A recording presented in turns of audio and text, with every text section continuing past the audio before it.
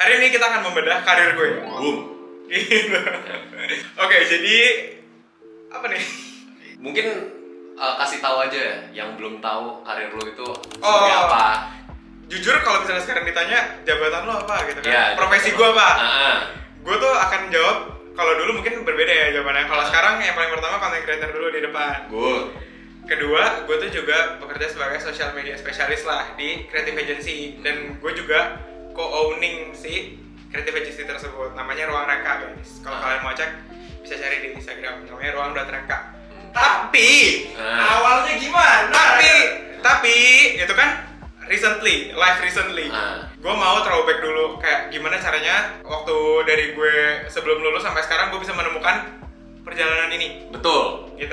Apakah lu kan perlu tahu nih, apakah lu selama ini perjalanan karir lu itu lu udah desain jadi sebuah content creator atau enggak? Oke. Jadi kita tarik balik, kilas balik ke tahun 2018. Jadi di saat itu gue juga masih kuliah di semester 5 atau 6 gitu lah ya. Dan gue tuh memang bukan tipe anak yang sangat aktif di kampus. Memang gue ikut beberapa kepanitiaan, cuma gak penting kepanitiaannya tuh seksi R&D lah, apalah gitu. Jadi gue gak merasa gue mendapatkan skill tertentu. Cuma ya memang dapat koneksi sih. Tapi balik lagi di tahun 2018 itu, dulu tiba-tiba ada teman gue yang jualan makanan F&B, dan tiba-tiba tuh kayak viral gitu loh. Kayak sebulan dia buka, meledak. Dulu itu kayak roti Thailand gitu, namanya Ban & Go. Itu cerita pertama karir gue tuh dari sini. Jadi dulu gue ingat gue follow second account si temen gue ini, si ownernya. Tiba-tiba dia kayak upload story gitu kayak, gue butuh admin nih untuk Instagramnya Ban & Go. Secara random gue reply, mau dong. Itu gue iseng-iseng doang, bener-bener gue kayak cuma kayak mau dong, teng gitu. Terus dia langsung balas, serius gak sih Raya, lo mau? Terus gue pikir, apa sih kemampuan seorang admin yang harus dimiliki? Gak ada, cuma balas-balasin cepat sama bikin caption. Kebetulan gue bisa bahasa Inggris, dan ya menurut gue caption tuh gampang banget gitu. Habis itu, gue mikirnya tuh bukan kayak gue suka nih bidang ini, enggak. Tapi gue lebih ke money oriented aja orangnya. Jadi gue mikir, oh gue bisa dapat uang jajan tambahan per bulan. Waktu itu gue inget banget gajinya tuh 750.000 sebulan. Jadi tugas gue adalah bikin caption, balesin DM, balesin komen. That's it. Menurut gue itu kerjaannya sangat mudah. Karena gue di kelas bisa cuma kayak balas-balasin chatnya atau dan lain-lain. Tapi Ray, gue punya pertanyaan juga. Waktu lu kerja, lu ngomongnya money oriented. Kenapa lu bisa ngomong kayak, kan banyak orang bilang passion oriented lah. Nah, lu money oriented. Jujur, passion gue tuh hampir nggak ada. Gue tuh jujur, gue nggak tahu gue tuh kebiasaannya apa, dan gue suka terhadap hal apa, gue nggak tahu. Cuma saat itu yang gue tahu, setiap hari gue cuma ada di sosial media waktu itu. Itu yang gue lakukan setiap hari. Dulu yang gue pikirin cuma kayak, oh gue setiap hari buka Instagram dan gue ngerti cara upload foto yang bagus gimana, cara bikin caption yang jelas tuh gimana. Udah, that's it gitu. Gue nggak ngerasa itu adalah sebuah passion gue cuma mikir yang penting gue bisa dapat uang tambahan. Udah, itu doang. Oh, berarti nggak salah juga dong kalau nggak salah juga. Passion oriented gitu kan. Money oriented. Iya, menurut gue nggak salah sih, karena gue orangnya money oriented. Kalau misalnya gue melakukan sesuatu sesuai passion tapi dia nggak menghasilkan, gue nggak bakal lakuin. Karena ujung-ujungnya gue akan jadi kayak hilang motivasi. Gitu. Karena balik lagi gue money oriented orangnya. Lanjut, itu kan gue jadi admin. Terus gue adalah kayak beberapa bulan gitu, dan menurut gue uangnya tuh bisa ditabung. Makin lama gue mikir, biar gaji gue nambah, gue bisa ngapain ya? Apa yang bisa gue tawarin? Waktu itu gue nawarin, mau nggak sekalian gue yang foto-foto ini makanannya? Ya meskipun pakai handphone doang gitu. Terus dia kayak, oke, boleh, nanti kita gajinya dinaikin, tapi lo bantu foto ya. Nanti maksudnya datang ke outlet fotoin, ada pengunjung lo fotoin. Gue pikir ya udah, deket juga dari kampus gitu. Jadi gue mikir ya udah, terima aja. Paling gue kesana sebulan sekali, terus gue kumpulin fotonya, gue bisa upload sebulan gitu loh. Sampai suatu saat gue tuh pengen beli laptop. Gue pengen beli laptop, cuma gue tuh bergaya orangnya. Jadi gue pengen MacBook pada saat itu. Dan menurut gue MacBook memang mahal banget kan. Kayak sedangkan lo bisa beli laptop merek apapun yang harganya mungkin 7 juta, 8 juta juga udah ada. Tapi gue pengen MacBook yang harganya 20 juta gitu. Pas gue ngomong ke orang tua gue, katanya ngapain lo beli MacBook? Emang lo apa yang bikin lo pengen harus memiliki MacBook ini? Padahal lo bisa beli laptop lain. Cuma karena sebatas gengsi aja, jadi gue pengen MacBook gitu. Jadi gue memikirkan bagaimana caranya gue bisa earn duit lagi dari MacBook tersebut. Akhirnya tetap gue beli MacBooknya. Gue beli MacBooknya, tapi pas MacBooknya udah sampai rumah, gue langsung belajar desain. Gue langsung buka YouTube, gimana caranya ganti background di Photoshop, gimana caranya bikin logo, gimana caranya ganti warna foto gitu. Supaya itu bisa gue tawarin lagi ke restoran ke si pemilik F&B tadi. Siapa tahu gue bisa dinambahin lagi gajinya dan itu bisa buat gue bayar cicilannya. Belajar dari mana tuh? Belajar kayak gitu. Belajarnya dari YouTube orang India. Masih ingat tuh sampai sekarang. How to remove your background. Nah, itu gue belajar dari orang-orang itu dan menurut gue itu sangat membantu. Karena gue backgroundnya kan bisnis kuliahnya bukan desain. Terus gue belajar. Akhirnya gue memberanikan diri untuk megang sampai 4 restoran yang berbeda. Akhirnya itu semua itu di refer. Jadi gue juga nggak tahu dapat dari mana tiba-tiba ada yang, halo Ryan, aku dengar kamu bisa jadi admin Instagram ya? Boleh nggak pegang restoran aku juga? Itu sampai ada 4 restoran yang kayak gitu. Gue juga nggak tahu dari mana. Itu ada aja yang datang. Itu mouth to mouth gitu loh. Terus akhirnya gue menerima 4 kerjaan itu yang masing-masing mungkin gajinya 700.000 sampai sejuta. Jadi pas zaman kuliah itu semester 6 gue bisa udah earn hampir 4 juta lah sebulan di saat itu. Terus gue mikir lumayan juga nih kalau kayak gini. Gue tinggal cari beberapa klien lagi itu udah bisa sama kayak gaji orang ngantor menurut gue. Terus akhirnya gue megang tuh beberapa restoran itu 4 sampai suatu saat gue kan lulus dan itu gue udah nggak menghabiskan waktu di kuliah lagi, waktu gue banyak gitu. Jadi gue memutuskan untuk magang apa? Gue lihat pada suatu hari gue ngeliat ada fotografer makanan yang gue suka, dia buka info magang gitu loh. Ini namanya Brian Sumito, itu dia salah satu food photographer yang lumayan paling bagus lah di Indonesia, di Jakarta gitu. Terus gue tertarik banget karena dia bilang dia buka anak magang gitu, intinya boleh ikut, boleh lihat cara dia kerja ya dan akan diajarin gitu. Akhirnya gue ikut, gue daftar dan untungnya keterima. Gue nggak tahu tuh jalannya tuh kayak dikasih aja terus gitu loh. Akhirnya gue magang di tempat dia selama berapa ya, kayak 4 bulan gitu. Dan itu tuh bener-bener 4 bulan terpacknya gue gitu. Karena kayak kita bisa foto dari pagi sampai malam selama setiap hari dalam seminggu gitu. Jadi itu mungkin kayak skillnya juga jadi nambah ya, karena setiap hari itu jam terbangnya diikut gitu.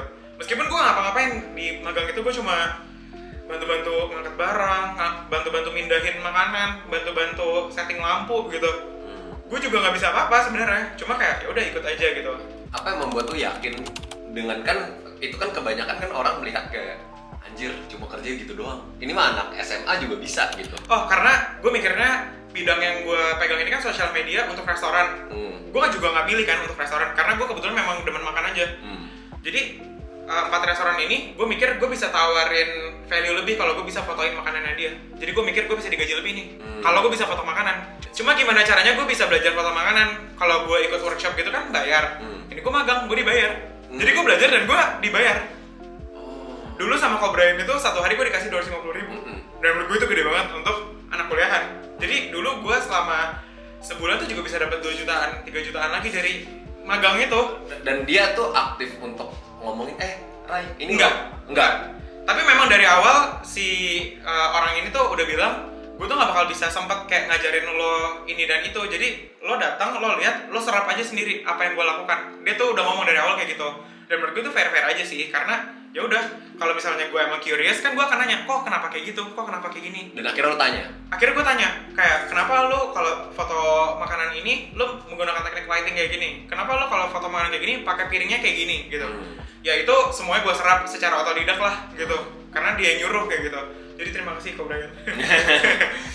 Ya akhirnya selama udah 3 bulan 4 bulan itu gue ngerasa gue tuh bukan ngerasa kayak gue udah cukup ilmunya makanya gue mau keluar, tapi waktunya tuh jadi abis gitu. Gue ngerasa 1 bulan gue tuh abis banget setiap hari karena gue itu fisik kerjaannya. Jadi kalau misalnya gue lagi di set itu lagi foto, gue nggak bisa ngapa-ngapain, even buka HP pun nggak bisa. Jadi restoran yang gue pegang itu juga agak keteteran. Jadi kerjanya dulunya nggak maksimal, ngerti nggak? Satu yang 4 ini nggak keteteran. Pas gue lagi magang, gue juga jadi nggak fokus gitu. Akhirnya gue memutuskan ya udah cukup deh kayaknya 4 bulan ini gue juga udah ada beberapa yang bisa gue implementasikan ke restoran ini. Gitu. Akhirnya gue beli kamera, terus gue iseng fotografer. Gue membuka jasa food photography dulu. Jadi gue fotoin bisnis F&B lah, tapi mungkin dulu yang kecil-kecilan dulu, mulainya dari teman gue. Karena gue kuliah di Prasmul, menurut gue yang membantu gue adalah banyak yang buka bisnis. Jadi mereka cari fotografer yang juga masih on budget, dan gue juga masih on budget kan harganya karena gue baru mulai. Nah di situ gue memulai karir sebagai food photographer. Terus selama lo internship itu capek kah? Kan lo capek kuliah dan kerja capek, juga. iya itu makanya gue mengundurkan diri di bulan keempat karena gue ngerasa waktunya habis banget. dan gue nggak punya waktu buat berkehidupan yang lain gitu. Jadi hidup gue benar-benar cuma foto gitu. Fotonya. Oh ya, ini nih hasil fotonya. Dulu gue juga pernah bikin account buat portofolionya ini nih, nanti gue masukin. Dan itu dulu lumayan bisa memberikan gue uang jajan yang lumayan loh, karena harga foto tuh semurah-murahnya $1.500. Kalau sebulan ada 3 yang foto atau 4 yang foto aja udah 6 juta. Menurut gue kerja kantoran sebulan 6 juta, mendingan gue foto 4 hari gitu. Gue tuh orangnya males. Jadi gue menghalalkan segala cara yang halal ya, untuk nyari duit tapi gampang gitu. Itu nggak tahu deh negatif atau positif, cuma dari dulu gue selalu mikir kayak gitu. Jadi gue mikir gue tuh nggak mau kerja banyak cuma dibayar sama terus, nggak mau. Gue maunya kalau gue kerja banyak gue dapat banyak, kalau gue kerja dikit ya emang karena gue kerja dikit gitu. Dan pada tahun 2019 selain gue megang restoran dan jadi freelance photographer, itu kan waktu gue masih banyak. Kalau gue lagi nggak ada yang hire untuk foto, gue gabut setiap hari. Gue dulu memutuskan untuk jualan jus. Gue buka bisnis itu juga nggak sengaja banget. Jadi ceritanya tuh gue pernah jalan-jalan di mall ke Ace Hardware, ada SPG yang lagi jualan slow juicer. Terus gue tanya kayak, ini bedanya slow juicer ini sama blender apa? Karena harga slow juicer ini 3 juta 4 juta. Terus gue mikir kayak, apa bedanya sama blender yang gue punya di rumah ini yang cuma 200.000? Mbaknya jelasin, oh kalau slow juicer itu nggak pakai blade, sedangkan blender pakai blade kan. Nah kalau blade itu diputar terus secara cepat, dia akan panas. Jadi sari-sari buah itu hancur. Dan lo harus pakai air kan kalau di blender, nggak bisa kayak lo buahnya doang lo masukin jadi jus, nggak bisa kan? Dan akan ada ampasnya banyak. Sedangkan kalau slow juicer itu dia namanya cold presser. Jadi lo masukin buah, dia akan mencet, dia akan keluar airnya. Itu nggak pakai blade, jadi sari-sarinya semuanya full masih ada dan nggak pakai air lagi. Ini sama kak, kayak kakak misalnya beli Rejuve gitu. Terus gue langsung mikir, oh iya gitu. Terus kayak akhirnya gue cari-cari di rumah resep-resep apa nih yang bisa gue bikin. Terus gue hitung-hitung kayak kalau misalnya gue bikin 1 botol segini, harganya segini, nanti dijual segini, masih oke nggak ya? Setelah gue hitung-hitung hampir seminggu 2 minggu, gue beli. Karena menurut gue 3 juta harga blendernya, ya gue tinggal jualan sebanyak berapa botol untuk gue bisa sampai 3 juta. Jadi gue nggak pikir panjang orangnya, kayak ya udah gue tinggal jualan 100 botol, abis itu udah balik modal. Kalau gue nggak mau lanjutin setelah itu, gue udah untung blender. Gue mikirnya gitu doang. Sesimpel itu doang pemikiran gue tuh. Akhirnya gue jalanin.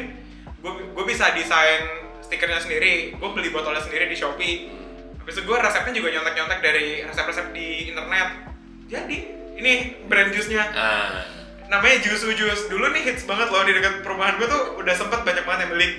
Bener-bener prosesnya itu setiap pagi jam 6 gue pergi ke pasar sendiri naik mobil, terus gue keliling beli buah dari nggak tahu harga buah berapa sampai gue udah hafal di luar kepala.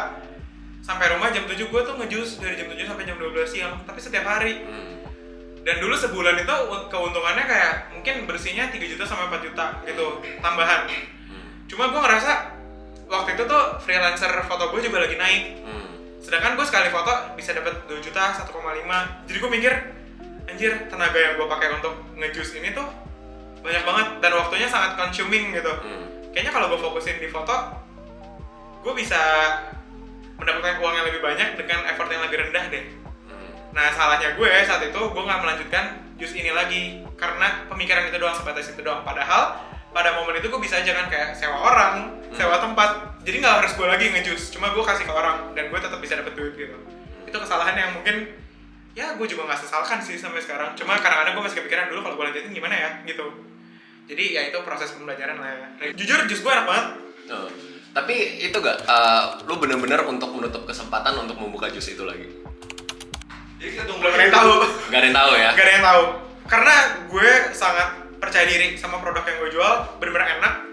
Isinya gue tahu, jelas apa aja. Dan harganya menurut gue masih make sense. Jadi suatu saat lu bisa buka itu lagi? Gak ada yang tahu. Gak ada yang tahu. Setelah itu, gue udah jadi freelance photographer. Terus gue lagi jalan-jalan sama temen kuliah gue. Tiba-tiba dia ngomong, Ray, si ini tuh bukannya buka creative agency ya, lu kenapa nggak gabung? Terus gue kayak, oh iya ya, kenapa gue nggak gabung? Nih sini lu gue temuin, lu ajak ngobrol aja bareng-bareng. Terus dia saat itu kayak, yaudah akhirnya kita bertemu nih sama temen kuliah gue yang juga food photographer juga. Terus akhirnya kita ngobrol-ngobrol, ternyata dia lagi bikin creative agency yang namanya Ruang Reka. Jadi dia udah jalan duluan. Gue tuh bukan founding, enggak. Saat itu dia udah punya Ruang Reka tuh udah segede apa sih? Saat itu Ruang Reka itu di tahun 2020, itu pas zaman corona, Februari gue inget banget. Gue baru datang seminggu corona. Iya, jadi di momen itu dia tuh udah punya klien yang cukup lumayan gede, kayak restoran di mall gitu udah ada, kayak Hitasuki, itu tuh dia yang fotoin. Itu udah jadi kliennya mereka. Jadi sebenarnya dibilang kecil banget enggak, cuma dibilang gede banget tuh enggak gitu. Nah sejak gue masuk, waktu itu posisi gue adalah sebagai food photographer kedua. Karena foundernya kan temen gue yang namanya Matthew itu, dia udah foto duluan daripada gue, jadi foto dia memang jauh lebih bagus dibanding gue. Jadi saat itu gue masuk sebagai fotografer keduanya nih. Sebelum lu masuk begitu, kenapa apa yang lu obrolin sampai dia yang memilih lu? Oh, yang gue obrolin adalah saat itu gue mikir gue tuh orangnya sangat money oriented kan tadi yang gue bilang lu bisa menawarkan apa ke gue gitu. Kalau lu mau gue masuk ke ruang reka, padahal gue nggak bisa apa-apa tapi gue bisa ngomong kayak gitu. Berarti pertemuan itu tuh kan lu yang buat kan? Atau dia yang buat? Dibuat sama temen gue gitu. Oh, si third party. Iya, third party itu third party itu yang mempertemukan kita, katanya lu ngobrol-ngobrol aja siapa tau lu cocok gitu.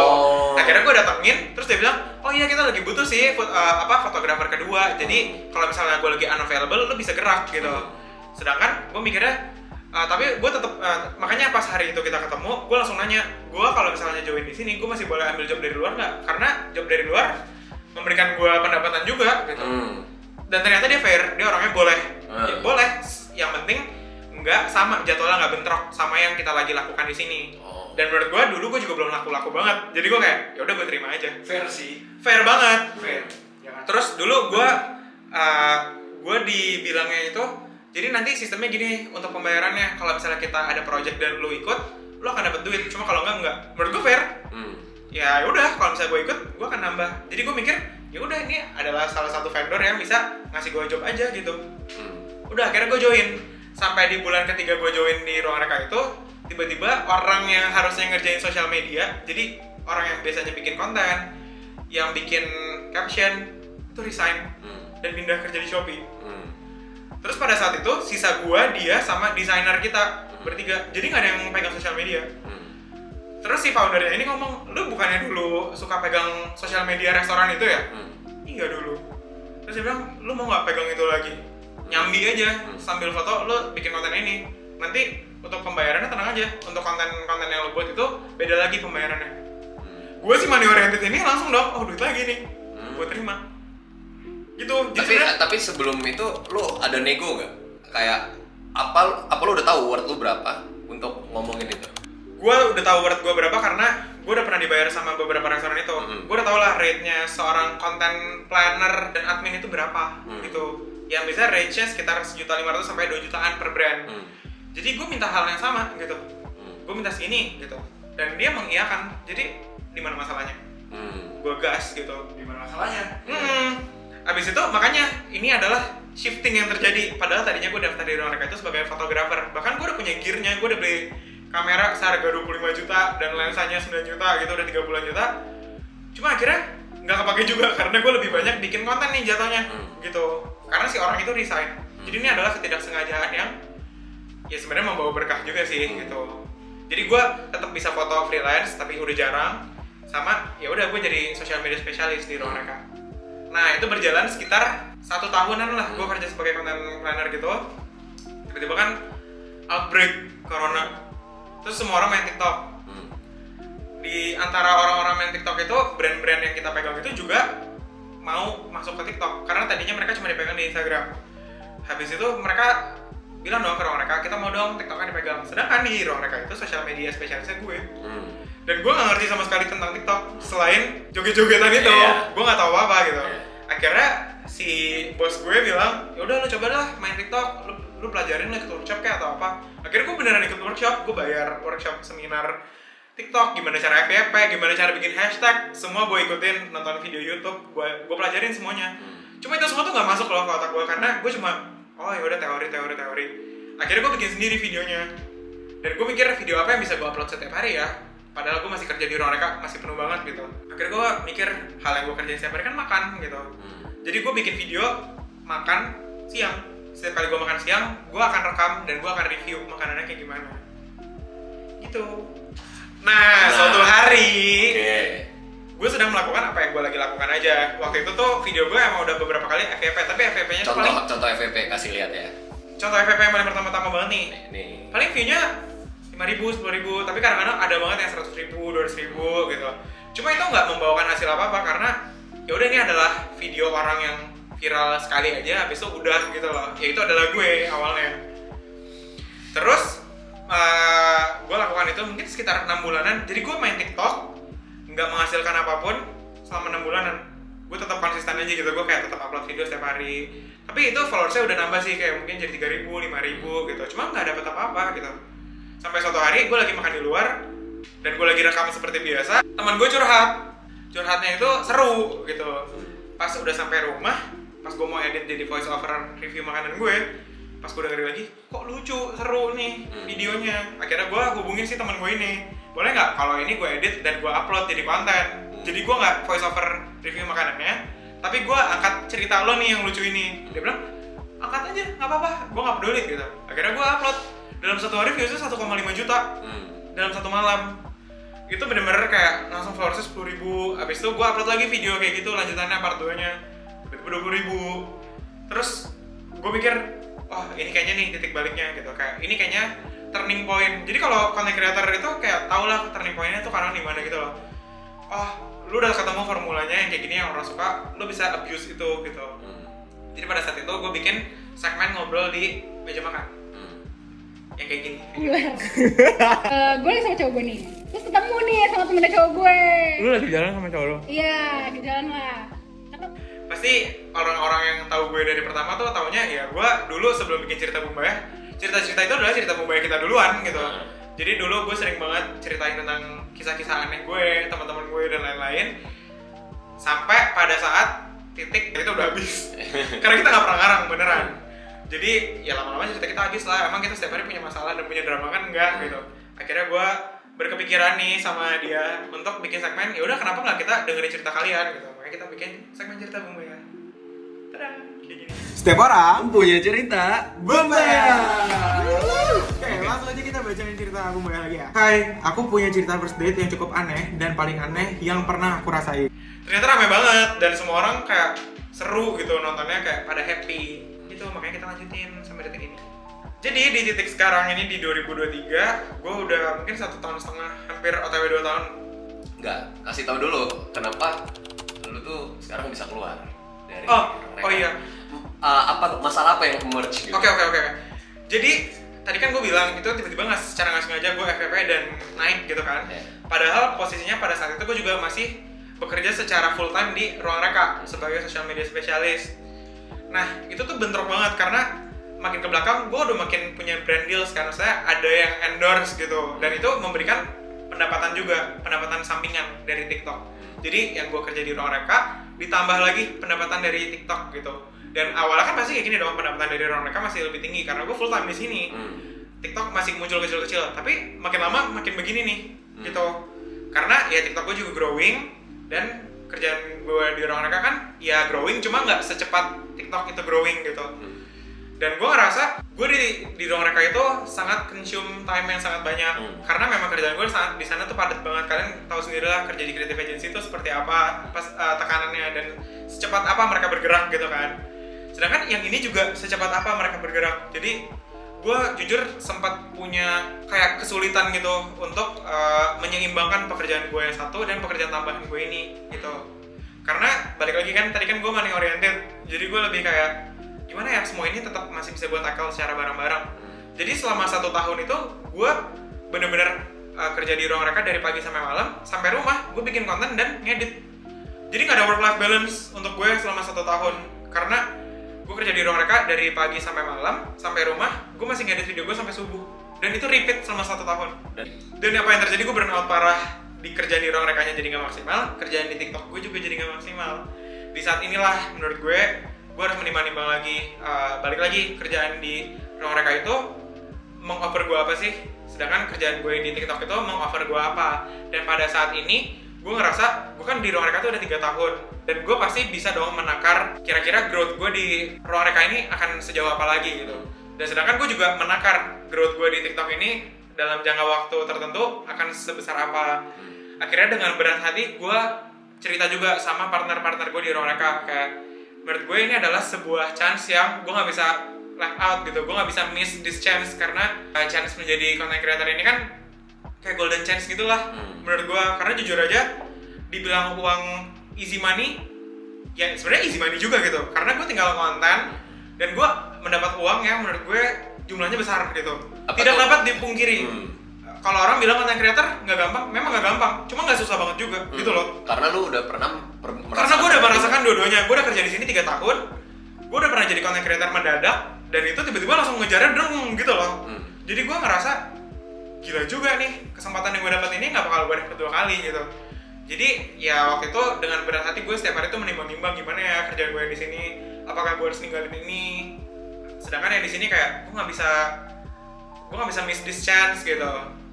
Jadi akhirnya setelah gue menimbang-nimbang lama, akhirnya gue juga udah ngutarain semua yang ada di concern gue dengan partner-partner gue di Ruang Reka. Akhirnya mereka juga ngerti kalau ini adalah sebuah chance yang secara gue sendiri gue tuh bisa develop jauh lagi loh dibanding kalau misalnya gue mendekam di Ruang Reka dan gue nggak coba yang ini gitu. Jadi untungnya mereka juga understanding ya menurut gue. Jadi akhirnya kita bahas yaudah gimana nih sistem kerja di Ruang Reka supaya gue juga nggak keluar tapi gue nggak juga tertahan di Ruang Reka gitu untuk istilahnya kayak growing di sini gitu. Jadi ya kita pikirin sistemnya gimana. Sampai saat ini gue tetap masih in charge di Ruang Reka, cuma semua kerjaan gue itu udah didelegasiin ke orang-orang baru. Nanti tugas gue tinggal controlling aja. Nah, kenapa mereka tidak bisa melepaskan lo dan lo tidak bisa melepaskan mereka? Karena jadi di Ruang Reka itu kan servisnya ada banyak. Ada foto, ada video, ada social media management. Dan yang memberikan pendapatan yang sangat stabil itu social media management. Karena kontraknya per bulan. Sedangkan kalau project foto atau video itu kan per project. Jadi belum tentu, misalnya bulan ini rame, bulan depan belum tentu rame. Kalau social media management, udah jelas selama 6 bulan kita akan pegang social media lo. Dan departemen gue pada saat itu yang menghasilkan paling banyak uang di Ruang Reka. Dan semua klien gue itu udah tahu gue. Udah demen sama guanya. Jadi kalau gue cabut dari Ruang Reka, gawat nih, klien-klien bisa pada kabur juga. Gitu. Jadi mungkin yang bikin Ruang Reka juga berat untuk melepas gue ada part itunya gitu. Ya berarti sekarang gue udah lebih mengalokasikan mungkin 90% waktu gue di content creating dan 10%-nya di Ruang Reka. Dan itulah karir gue sekarang. Nah, terakhir nih, kalau lu bisa balik ke masa lalu, apa yang lu omongin ke diri lu waktu itu? Jujur kalau misalnya gue bisa balik ke masa lalu, nggak ada yang ingin gue ubah sama sekali. Karena gue merasa gue privilege untuk udah pernah nyoba kerja dulu sebelum jadi content creator. Jadi gue tahu nih, kalau misalnya orang bilang kayak jadi content creator itu gampang, coba aja lo kerja gini. Gue udah pernah coba dua-duanya gitu. Gue udah pernah coba kerja di creative agency dan rasanya diinjek-injek sama klien selama 3 tahun tuh udah pernah banget gitu. Kayak lo ngomong apapun lo kayak noted kak, noted. Itu udah gue pernah rasakan gitu. Makanya sekarang kalau gue jadi content creator dan gue kerja sama, gue sebisa mungkin menjadi content creator atau KOL yang ya baik juga deh. Karena dulu gue pernah ada di posisi itu gitu. Gue pernah ada di posisi yang gue ngemis gitu. Jadi saat ini gue merasa kalau ini orang yang gak kelewatan, gue juga gak akan pernah kelewatan gitu. Kecuali brandnya kelewatan ya. Menurut gue itu ada kadang-kadang harus diberikan pelajaran gitu. Terus gue juga senang kalau gue tuh udah pernah nyoba ini itulah. Jadi sebenarnya meskipun gue belum tua, cuma experience gue tuh juga udah lumayan panjang karena gue udah colong start dari kuliah. Gue pun kalau misalnya masih dibilang kayak nyesel ya tau gitu, gue mulai dari semester 1 kerja. Enggak juga, karena gue mikirnya ya udahlah itu waktu gue untuk have fun gitu. Jadi benar-benar gak ada hal yang gue sesalkan. Jadi dulu mungkin di kuliah gue terlalu santai, biarkanlah, karena sekarang gue sangat gak santai. Jadi gue udah pernah merasakan santai itu dulu gitu. Sekarang kan teman gue ada kan kayak mulai start kerja dari dia zaman kuliah. Memang sih dia udah colong start duluan gitu. Cuma ya udah itu nggak usah gue iriin dan nggak usah gue banding-bandingin karena dulu gue have fun gitu. Harapan lu di masa depannya apa nih? Oh ya, harapan gue di masa depannya sebenarnya gue juga masih punya concern dong tentunya. Jujur aja masih banyak concern dan pemikiran-pemikiran gue tentang menjadi content creator gitu. Cuma keresahan-keresahan itu kan nggak bakal hilang dan masih ada terus. Cuma gue juga masih berusaha untuk kayak gimana ya gue bisa men-tackle ini semua supaya ya tetap berkembang gitu. Ya gitulah guys, kurang lebih perjalanan karir gue di umur sekarang gue udah mau 26 tahun gitu. Jadi mungkin buat kalian yang baru lulus atau kayak mungkin fresh grad atau enggak mungkin yang udah kerja 2 tahun 3 tahun, menurut gue nggak apa-apa sih apapun motivasi kalian. Misalnya kalian emang orangnya gue nggak apa-apa kalau duitnya belum seberapa, yang penting gue experience-nya dulu, totally fine. Itu cara kalian. Jadi menurut gue ambillah yang lo anggap benar dan endure it gitu. Lakukan. Itulah kurang lebih bedah karir gue di video ini. Siapa tau kalian bisa menimbang-nimbang juga. Mungkin kalian lagi bingung, tapi kerjaan gue nggak sesuai passion. Nggak apa-apa kok, kadang-kadang passion gue juga mencari uang kok gitu. Jadi apapun yang gue lakuin selagi itu halal, baik, dan gak ngerugiin siapapun dan menghasilkan ya pentingnya, gue lakuin gitu. Sampai bertemu di video selanjutnya. Bye bye. Bye.